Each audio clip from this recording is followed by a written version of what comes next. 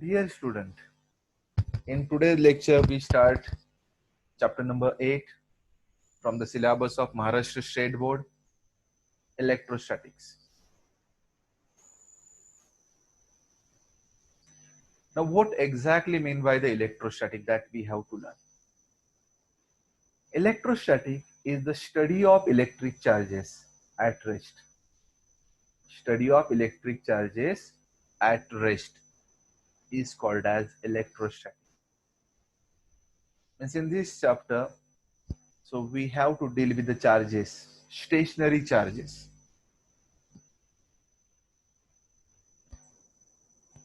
So as well as in previous standard, we already learned some concepts such as properties of charges as well as some basic things about the charges. So charge on particle is property by virtue of which it produces electrical influence around it. And charge having a property to produce electric field in its surrounding area.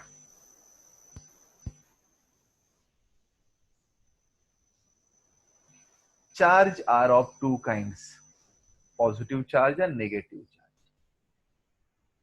You already aware with this. You already learned in the previous standard, like charges repel each other, whereas unlike charges attract each other. Like repel, unlike attract. Like means same charges, positive, positive, they repel. Negative, negative also repel. Whereas unlike charges, unlike means a different, positive charge and negative charge. They attract each other. So here we written this statement. Now in previous standard we already learned Coulomb's law. This Coulomb's law gives us idea about how much force of attraction or repulsion exists between any two electric charges. Now let me learn this Coulomb's law because this is a very important article in this chapter point of view. Now statement. So statement, in that statement, let I tell you here one thing. So if I consider two charges, Q1 and Q2, I consider two charges, Q1 and Q2. They are separated by a distance r. Then force of attraction or repulsion between these two charges directly proportional to product of charges. Directly proportional to product of charges. And this force inversely proportional to square of the distance between two charges.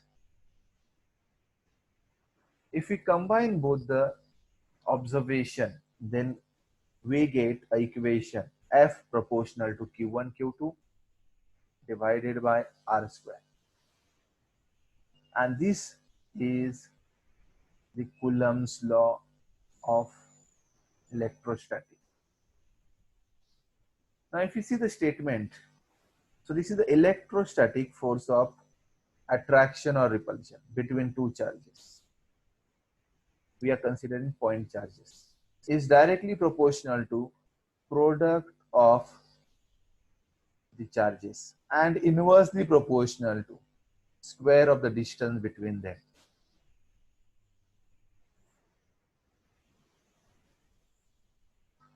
Or the same law we can write by replacing this proportionality sign by is equal to sign. Then we have to write constant. So we written here the constant K. K is the constant. And that constant is called as proportionality constant or electrostatic force constant or Coulomb's constant also. This constant having a different names. Now, how much is the constant that everyone know? How much is the value of this constant? This constant is given by this formula 1 upon 4 pi epsilon 0. Now, epsilon 0 is what? You can see here, epsilon 0 is permittivity of free space. Epsilon 0 is permittivity of free space. Now, if we substitute this constant in the formula, if we substitute this constant in a formula, then we get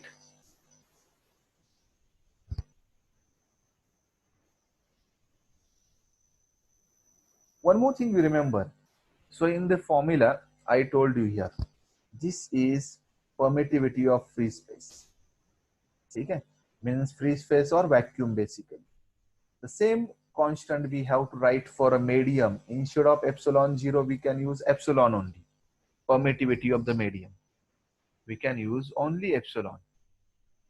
You can see in the next equation. So K for a medium is 1 upon 4 pi epsilon. Now epsilon is permittivity of medium. Okay, it is the permittivity of medium. Or you can write here. Okay, epsilon is as a absolute permittivity. So epsilon is as a absolute permittivity. Now we can write one more thing you must know here, dielectric constant. Dielectric constant or relative permittivity, or you can write as a specific inductive capacity, and it is given by formula. This K is equal to epsilon upon epsilon 0. Okay, it is the formula of dielectric constant K. So dielectric constant is ratio of epsilon divided by epsilon 0. So epsilon is permittivity of medium divided by permittivity of free space, or you can write vacuum. Okay, so by using that formula we get epsilon is equal to epsilon 0 K. So this formula we get. So we can use epsilon, or you can use epsilon 0 K in a formula. Take it. Now after that, in vacuum, if we consider the vacuum, then the formula of the Coulomb's law we can write F is equal to 1 upon 4 pi epsilon 0 Q1 Q2 divided by R square. So this is the formula for electrostatic force in vacuum. In a medium, when we are considering same force, means electrostatic force between two charges in a medium, we can write this formula like this. This epsilon 0, instead of epsilon 0 K we are written. Okay? And this K is dielectric constant. K is dielectric constant. Now how much is the value of K? That also you have to remember. You remember, for vacuum or for air we are taking K as a 1. For other medium, K is greater than 1. If you consider metal, then the value of K is infinity. For metal, the K is infinity. As well as you remember here, epsilon 0 is permittivity of free space. It is having a value 8.8542 into 10 raised to minus 12 in SI system. And if you substitute this value in this formula, 1 upon 4 pi epsilon 0, you know the value of pi, then we can write its value after the calculation is 8.9875 into 10 raised to 9. Or we can round up this number and we can write the value of this epsilon 0. It is 9 into 10 raised to 9 Newton meter square per coulomb square. So this is the value that we are taking in the problems. Okay, but if you calculate by substituting this value, you get this is the value of 1 upon 4 pi epsilon 0. Then after this,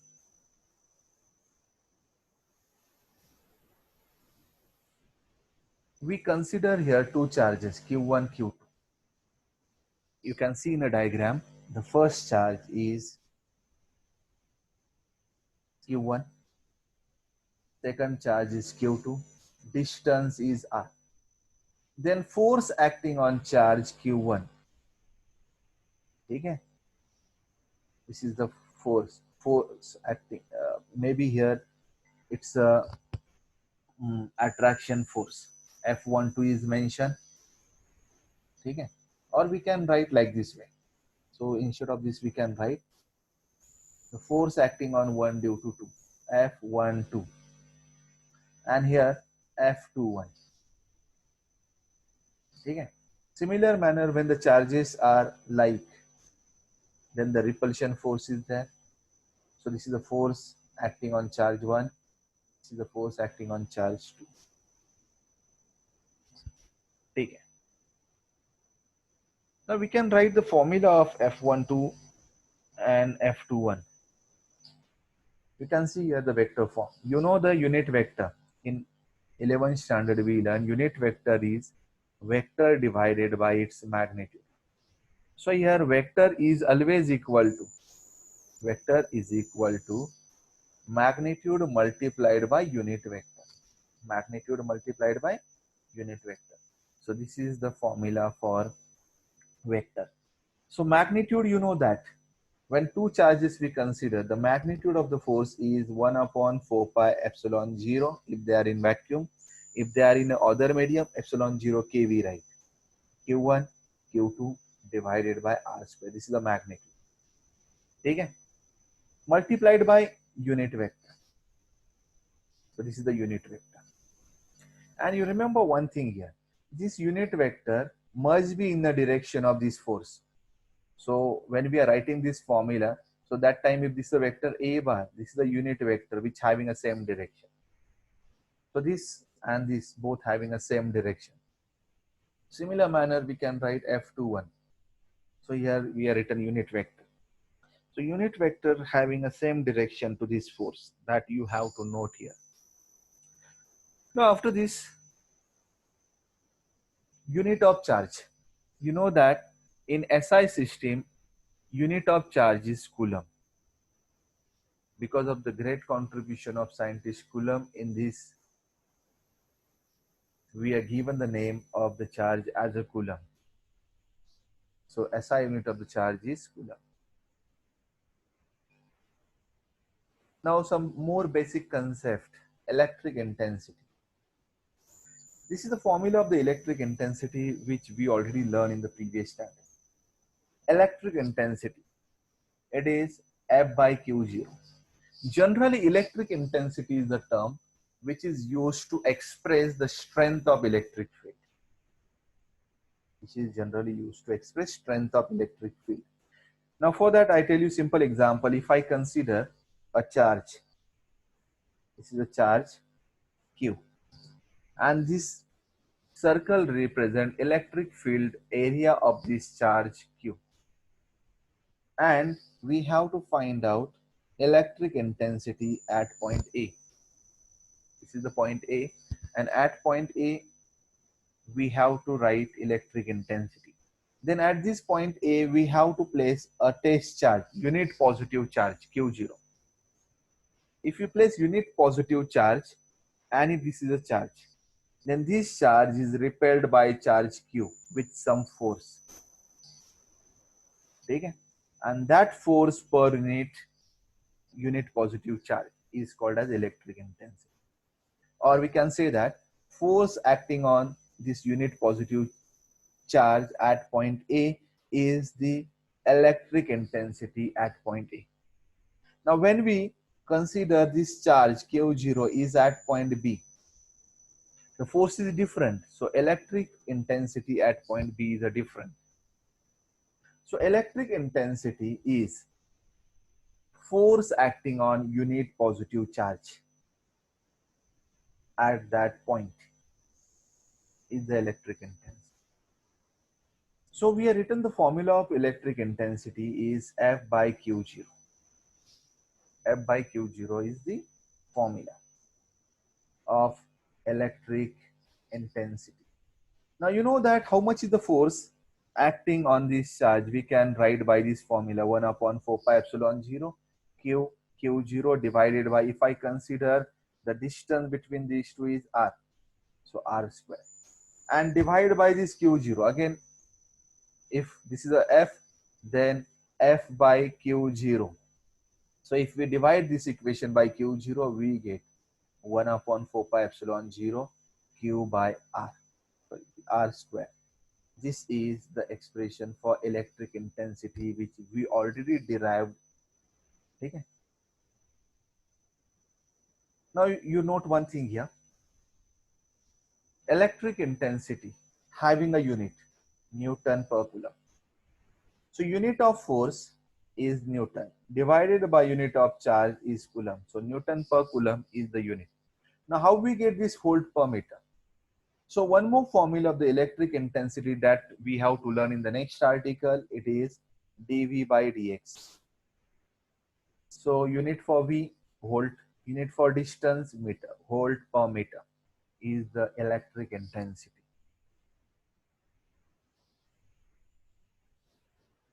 Now some formulas you can see here. When these are the two charges, this is the force that we already discussed. Electric intensity is this. Okay. Then electric intensity is given by F by Q0. This Q0 get cancelled and we get this formula for electric intensity. We can write only Q. Okay. We can write epsilon or epsilon 0K here. This is the expression for electric intensity. And you remember, electric intensity is a vector quantity. You can see the direction here. So direction of the electric intensity is away from positive charge. After this electric intensity, next article is electric lines of force, which you already learned that we have to revise here. What is electric lines of force? They are the imaginary lines drawn, okay, to pictorially represent the electric field due to the charge. Now these are the electric lines of force. You can see a diagram. This is a positive charge and negative charge. This is positive and this is negative charge.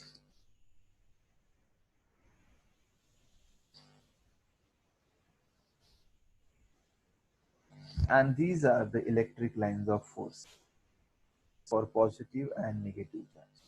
Now if you see this diagram very carefully, now you come to know about some properties of the lines of force. They start at positive, they end at negative. You can see here direction. Start at positive, end at negative. Okay, never intersect, pass through insulator but does not pass through conductor. Okay, and they always start and end perpendicular to the surface. Here initially they start perpendicular to the surface and then they form a curve here.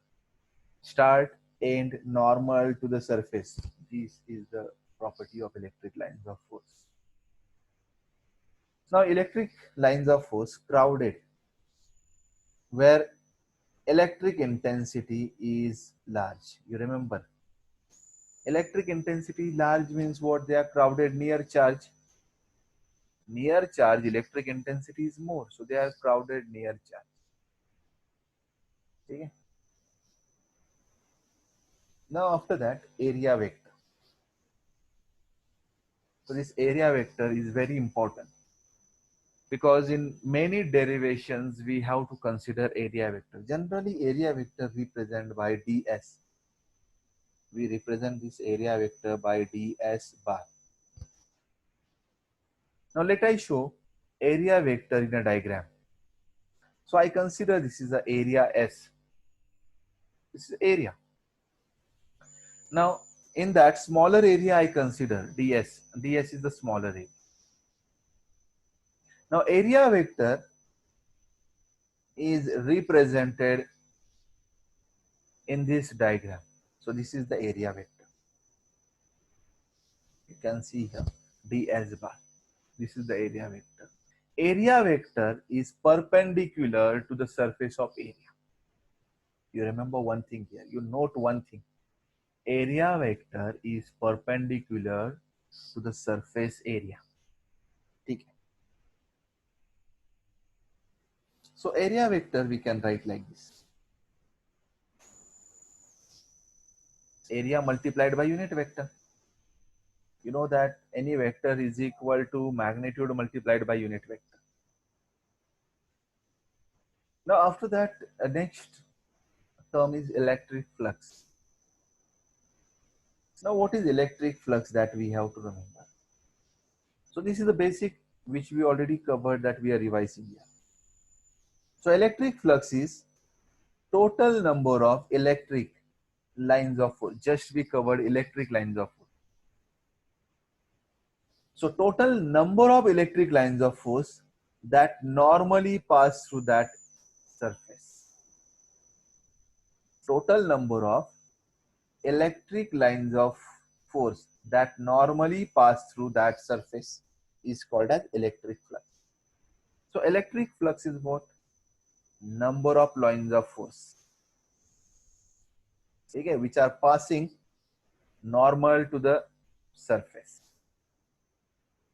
Generally electric flux we write by symbol phi. We represent symbol phi for electric flux. Now I consider this is a surface area S. This is the electric intensity E. Now I consider this is area.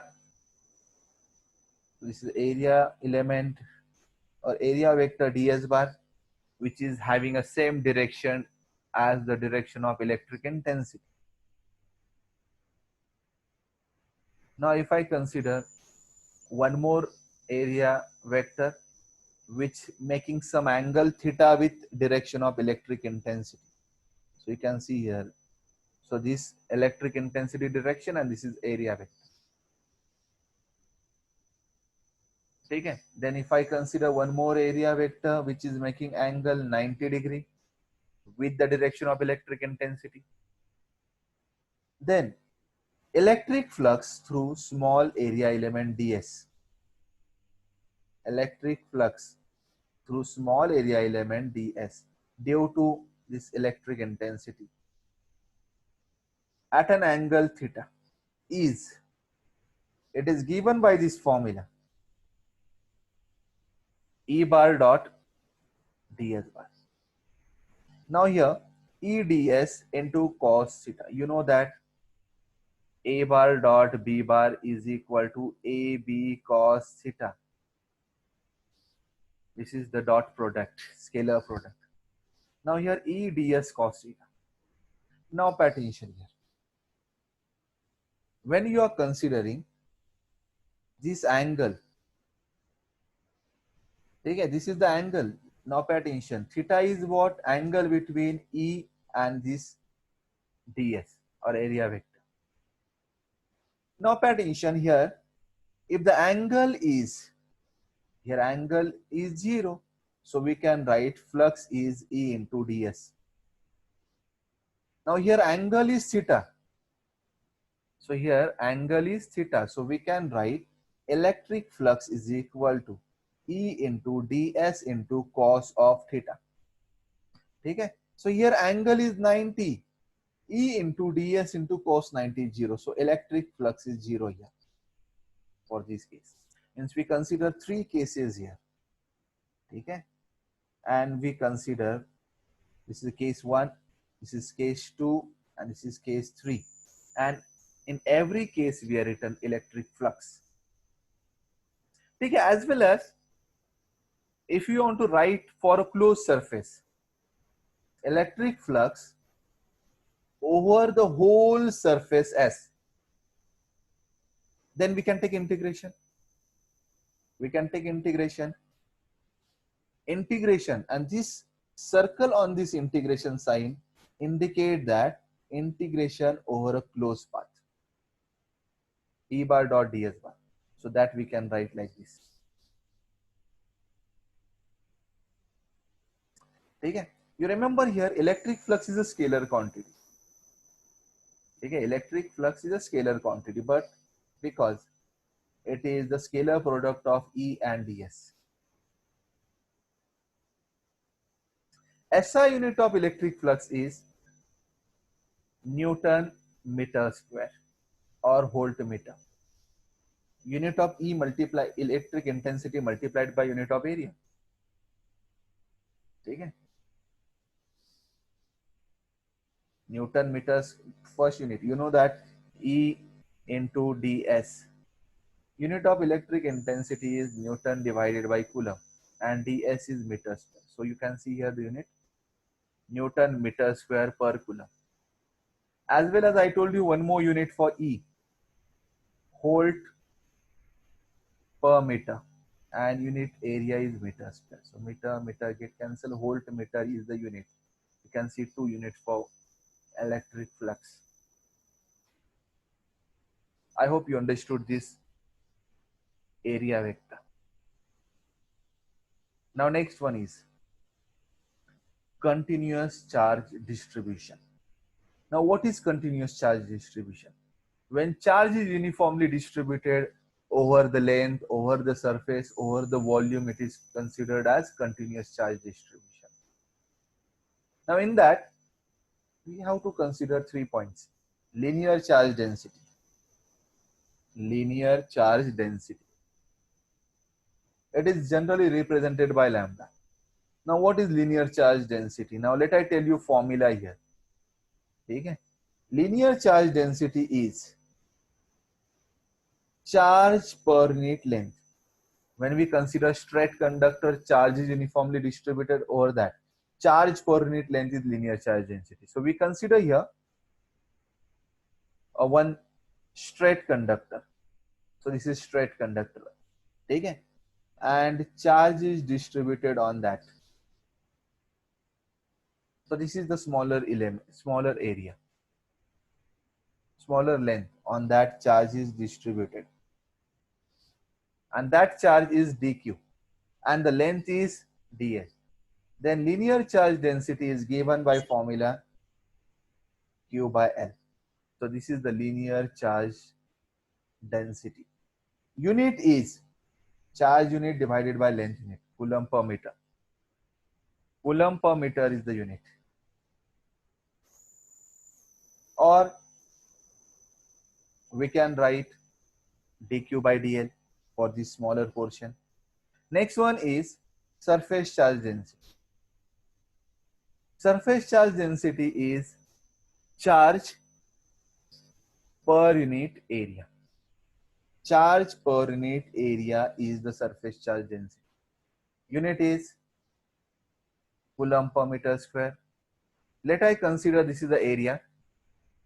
On that area ds, so this is the area ds. Charge is dq. Okay, so we can write surface charge density is charge by area s, or we can write dq by ds is the surface charge density.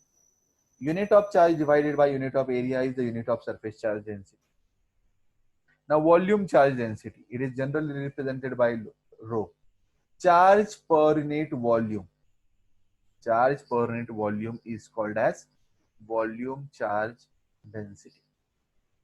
Unit is Coulomb per meter cube.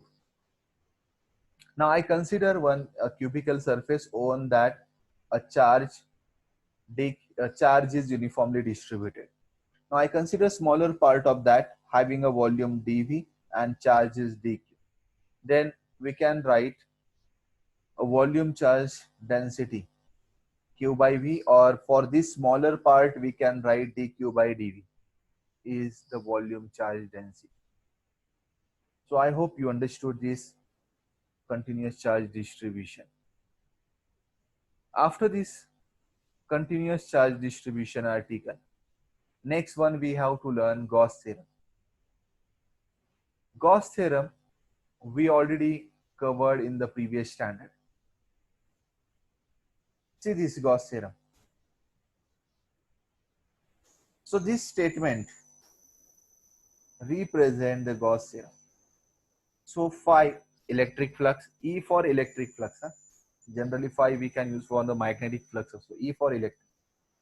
Electric flux is equal to Q upon epsilon 0. Q is the total charge, epsilon 0 you know that, permittivity of free space.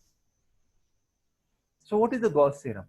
So Gauss theorem is electric flux is equal to phi is the electric flux coming out of the closed surface. Electric flux is equal to total charge divided by this permittivity. Q is the total charge, okay, over the closed surface.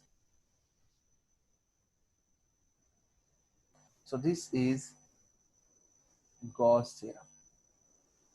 So if I consider a charge inside this surface is Q at point O, then this is the formula of electric flux, and it is equal to total charge divided by epsilon 0. I hope you understood Gauss theorem.